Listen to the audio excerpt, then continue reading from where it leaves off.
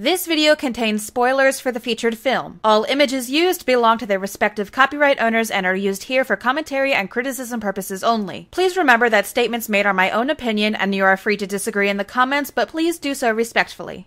Hey there, Alley Cats, and welcome back to Movie Monday. Today, we are going to be reviewing Godzilla, King of the Monsters, the sequel to the 2014 Godzilla film. I had attempted to do a video for the first movie a couple weeks ago, but just like the protagonist of that one, trouble seemed to be following me all over the place, and unfortunately, it was just unable to be completed. So while I will be making some comparisons between the two, I'll try to keep it as simple as possible when discussing my thoughts on the movie. Speaking of which, if you'd like to skip the plot overview and go straight to my overall thoughts on the film, you can skip to this timestamp in the video. So with that out of the way, let's get right into it.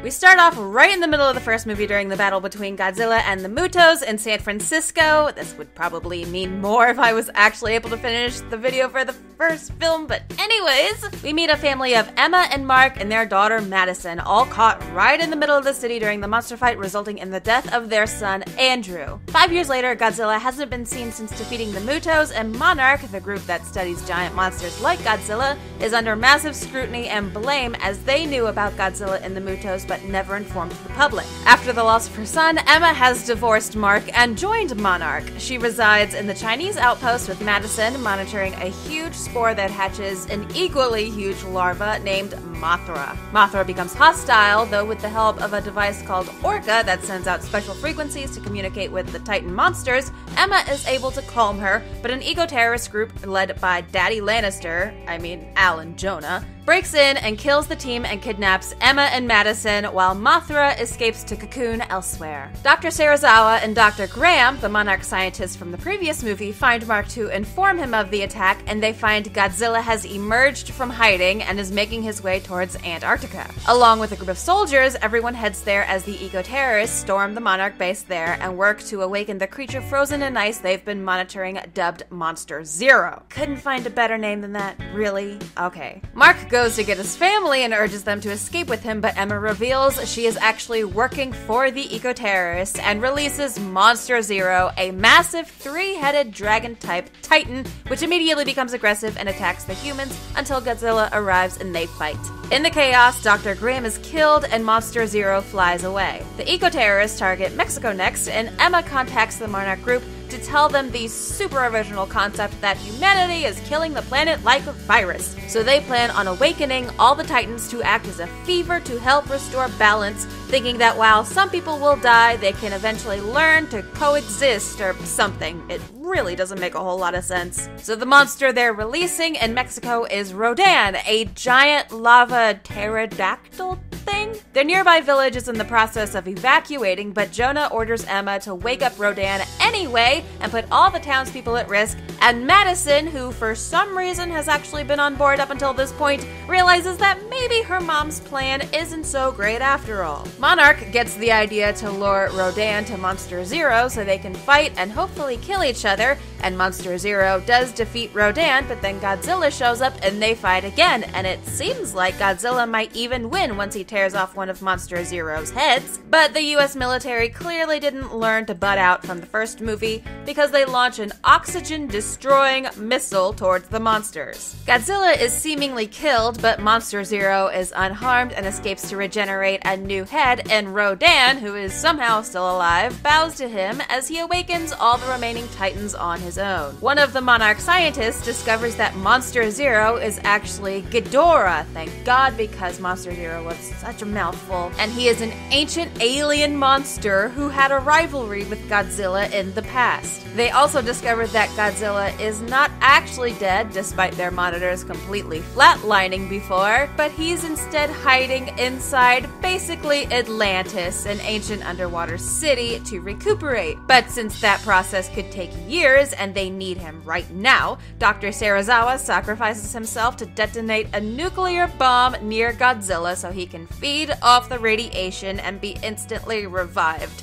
I wish I was making this shit up. Now in Boston, Emma finally realizes that releasing all of the Titans isn't quite so kumbaya, and they're probably just gonna destroy the planet, but Jonah prevents her from fixing things with the Orca, So Madison steals it and takes it to Fenway Park to broadcast it over the sound system to attract all the Titans around the world to that location. Ghidorah attempts to destroy the orca, but once again, Godzilla makes a grand entrance to fight. Monarch go to rescue Madison and Emma, but they learn through their magical radar system that the nuclear bomb was too much radiation, and Godzilla is overloading and is going to emit an explosion. Rodan and Mothra arrive and also fight each other, with Mothra winning, but she is killed by Ghidorah and her essence is absorbed by Godzilla? Okay, sure, fine, whatever. So the family is reunited, but the orca is badly damaged, as is Godzilla, so once the orca is fixed, Emma sacrifices herself to lure Ghidorah away from Godzilla long enough for him to recover and send out a thermonuclear pulse that for some reason does not harm him but destroys Ghidorah. All the other Titans arrive, including Rodan, who still is somehow magically alive, and they all bow to Godzilla.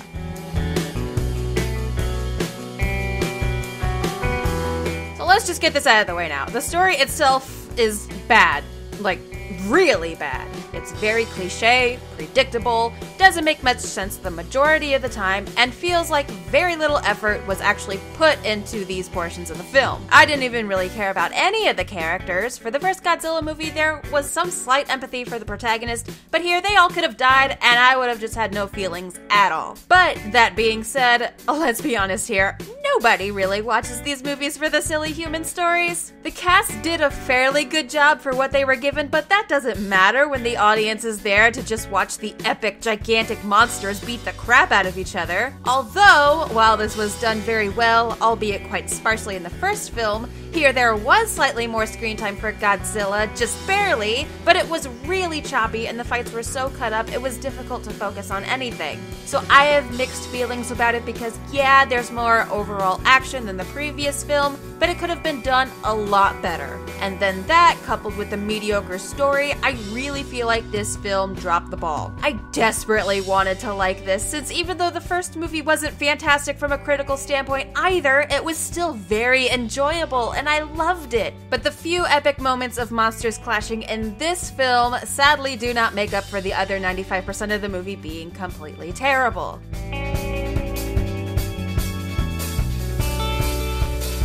As I said, people don't come to these films for the flimsy human story, they want to see some brutal action with the monsters. In the first film, it made some sense because they spent a long time building and building to the epic reveal of Godzilla, but they didn't really have that here. The sequences of events were really all over the place, so in order to fix it, then there needs to be less focus on the people and more on the monsters. It becomes too repetitive to have the monsters arrive, fight for a couple minutes, one escapes, humans do some useless stuff, monsters arrive, fight for a couple minutes, etc. Obviously, the plot just overall needs to be better. Hands down, completely redo it, it is garbage. But even if it was flawless, spend more time with the monsters! I wasn't kidding when I said I don't care about any of these characters. Godzilla matters more to me than any of these people combined. But we hardly got to see him that much. Give Godzilla more screen time, fix the story and cinematography, and this could have been a very thrilling and wonderful monster movie. But with the mediocre and disappointing performance we got, I have to give Godzilla King of the Monsters my personal rating of 3 out of 10. Let me know what you guys think in the comments below, and if you have any suggestions for movies I should discuss and review in the future. Thank you very much for watching. If you enjoyed this video, please leave a like and subscribe if you haven't already. And until next time, I will see you guys later. Bye!